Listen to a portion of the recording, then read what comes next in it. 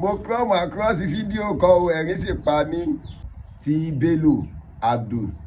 bóyá Abdullahi ni o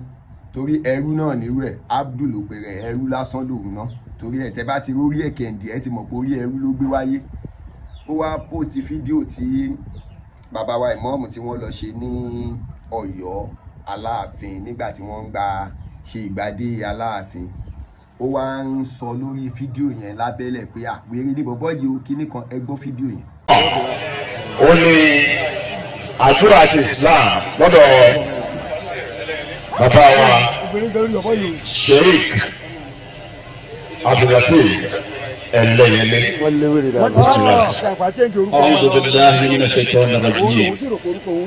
بسم الله الرحمن الرحيم الحمد لله والصلاة. ẹ ti rí i pé bọ̀bọ́ yìí ó ní mẹ́ńtà tẹ́bátẹ̀ ti rórí ẹ̀ náà ẹ̀yin náà wo orí ilé ẹ̀ ti rí bórí ilé yìí ní mẹ́ńtà. Imagine tí bá yẹ pé làákàyè yín kú ṣé àwọn mẹ́ta ni wọ́n jẹ́ ìmọ̀ọ́mù ní gbogbo ìlú Ọ̀yọ́ ó ṣe jẹ́ àwọn mẹ́ta ni wọ́n invite tí wọ́n fi wá mú ìmọ̀ọ́mù Ogbomọṣọ tán fi ṣìkẹta ṣé ńgbà tí gbogbo àwọn pásítọ̀ tí wọ́n jáde ṣé gbogbo pásítọ̀ ló sọ̀rọ̀ ṣe bí pásítọ̀ ẹyọ kan ṣe ló ṣàdúrà ẹ ṣe ní làákàyè báyìí ná ọpọlọ ń ṣe wá kú báyìí torí ọ̀tẹ̀ ó da ẹja àjọbíra wa lérí ìmọ̀ọ́mù ààfin kí ló dé tán invite abọ́wọ̀ fún níwèé ni àbí ẹ rò pé ti rọ́bìtọ̀ tí wọ́n fi ẹ̀yìn pọ̀n wọlé àwọn olóríire ni wọ́n máa ń pè síwájú sórí àyè ọ̀tọ̀ ni wípé kí wọ́n pé èèyàn kó sọ̀rọ̀ torí ọmọ yìí pé gómìnà Ṣèyí Mákindé mọ̀ yìí pé ìmọ̀ọ́mù Ògbómọ̀ṣọ́ ó capable ni wọ́n ṣe pé wọ́n mọ̀ pé ó dùn orí ń ta ẹni tí ó ṣe é rí ni ẹni tó ṣe é mú yangàn òun ni wọ́n ṣe pè wọ́n síta pé ẹ pé àwọn mẹ́tẹ̀ẹ̀ta kì í ṣàwọn nìkan ni wọ́n jẹ́ àfáà tí wọ́n wà líjókòó yẹn kì í sì ṣàwọn nìkan àwọn ni imams tí wọ́n wà nínú garden yẹn ó ṣe jẹ́ àwọn mẹ́ta yẹn ni wọ́n pè ẹ́ ti mọ̀ pé àwọn èèyàn ni wọ́n pè kì í ṣe èrò bíi tiyín so gbogbo jákujàku tẹ́ ń gbé kiri tẹ́ wá post à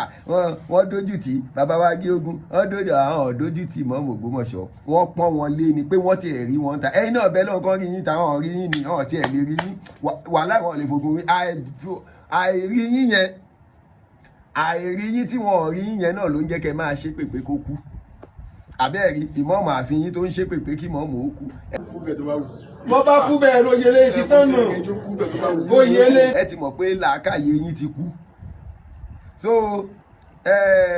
Bello àbí kí ló porúkọ rẹ̀ ẹrú lásán ó dẹ̀ ṣe rògbòn funfun bẹ́ẹ̀ ni pé o ti dàgbà ó ti lọ wẹṣẹ tó ń tí ọṣẹ tó wẹ̀ náà ó tó bàtà Imam Ògbómọ̀ṣọ́ kódà ó tó àwọn ọmọ wọn gan ó tó wà á lè bọ́ ẹ ká bọ́ yàwó ẹ bọ́ gbogbo àwọn ọmọ ẹ kábèlè tà sí Imam Ògbómọ̀ṣọ́ ó rí pé làákàyè ẹ kú ẹ wá ń post yẹn kiri ẹ ń gbé yẹn kiri inú yín ò tiẹ̀ dùn pé ìmọ̀ọ́mù ìlú wa rèé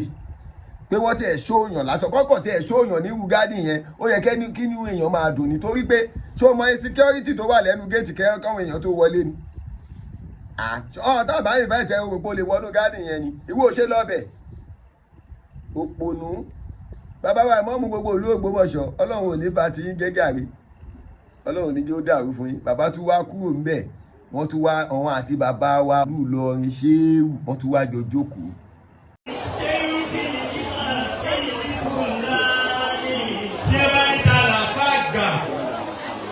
àpá ńláńlá tó tóbi pé láwùjọ wa níbi tá a wà bàbá wa ìmọ̀mọ́ àgbà nílọrin ni wọ́n kí ìmọ̀mọ́ àgbà l'Ógbómọ̀ṣọ́ ìmọ̀mọ́ pàǹtà àìlára ọlọ́run ní gbòòrò lẹ́nu yín ọ̀la ilaha illallah. wọ́n tún jọ ń sọ̀rọ̀ wọ́n tún jọ ń ṣeré ní ìtẹ́yìn ò láǹfààní irú ẹ̀ àbí ṣé wọ́n bí yín eré ṣé ẹ̀ lè inú ààfin tẹ́ máa wà náà lẹ ti ń wà ìkẹ́kọ̀ọ́ máa ṣe ààfin náà ọ̀hún bí yín rẹ̀ lè jókòó sẹ́gbẹ̀ẹ́ ọba bàbá wa ọba Gandhi ọ̀hún bí yín rẹ̀ wọ́n bí yín rẹ̀ lè jókòó sí ẹ̀gbẹ́ bàbá wa ọba Gandhi